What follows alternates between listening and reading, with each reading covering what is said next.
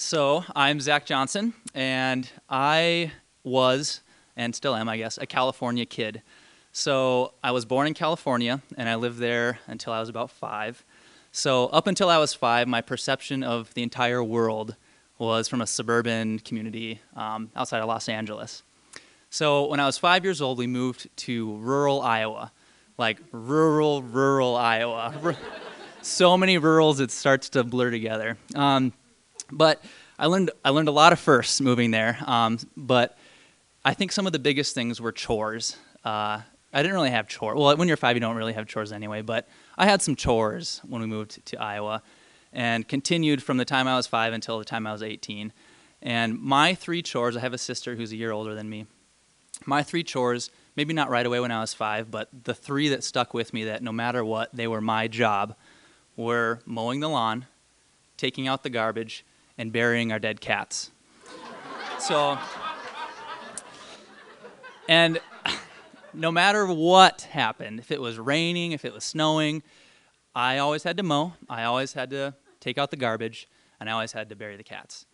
And that's another thing that's different between Iowa and California is in California, when you have a cat, it's because you want it.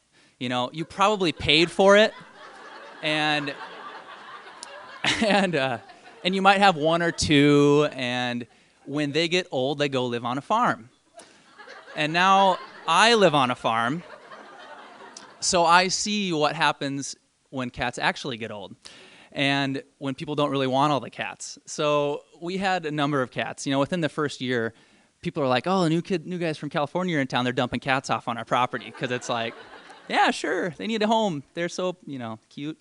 So, so we had a lot of cats, and my sister is a cat fanatic. Like, she's out in the barn rescuing these kittens before their eyes open and bringing them in and bottle feeding them, and, we don't know any better. And cats are cool. I'm a cat person. I like cats, but I got the other end of this, the stick. I was getting my stuff puked on. I was cleaning the cat litter, and I had to bury them. So by the time I was probably 10, I had buried a number of cats, and it's easy, It's, they don't have to be deep. They don't have to be big. But another story that I won't tell, when your chore is also mowing, you need to be careful where they're buried. But separate story. So, which was also a first. But so the cats are buried, and this is where the story really starts. That's context. It is a cold day, and again, California. It's cold day. I'm 10 years old, and we're in Iowa. And my mom comes in and says, "Cat." Zach died. No, Zach. Penny died, and Penny is one of our cats, and all that means to me is go outside and bury it. So I had very little time to mourn. My sister was already crying. And I go outside, and we had a conversion van, and somehow the cat got up in there, and it. The conversion van's it's from the 80s, got the wood paneling on the sides and a carpet. And this cat, before it died, did what all cats do when they wake up from naps, and did like one of these things, and then kind of clawed a little bit.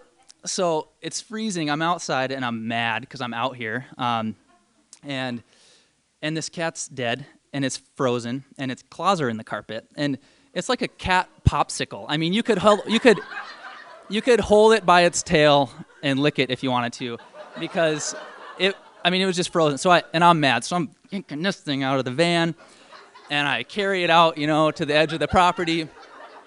And then I start digging through the snow, and I hit that topsoil. And you guys know, I maybe didn't know, it's hard as a rock. This cat is not going in the ground. So I'm mad. I'm pissed. I've had to bury every cat, and it's cold, and my sister's inside. I'm going in. I'm going to argue with my mom, which would be a first if I won as well. And I did. So I went through all the statistics about how many cats I had buried, how many had Alex buried, how many she got to cuddle with and play names, how many times did my pillow get puked on, and all this. And I went through all the stats, and I made a fairly objective, argument, and it came around, on my side. So my mom calls Alex down to dispose of the cat. She's already crying, she's torn up or whatever. And so we decided to give it, the Viking funeral where we we don't know. So So we grew up on a farm. We had a pit on the corner of our property where we throw all our garbage and burn it. And so my sister had to take the garbage, and then get this cat out there. So how do you burn a cat? And when I was like, well, just put it in a bag and take it out there. But it was it was a cat popsicle, so you couldn't really fit it in a bag. And the only bag it would fit in, and I couldn't have made this up, was a cat food bag. So even if she wanted to forget what she was doing, there was a cat on the bag. So, yeah. We don't talk about this story in my family. If I bring it up, my mom and then my sister. So that's the story of the first time my sister ever took out the garbage. So.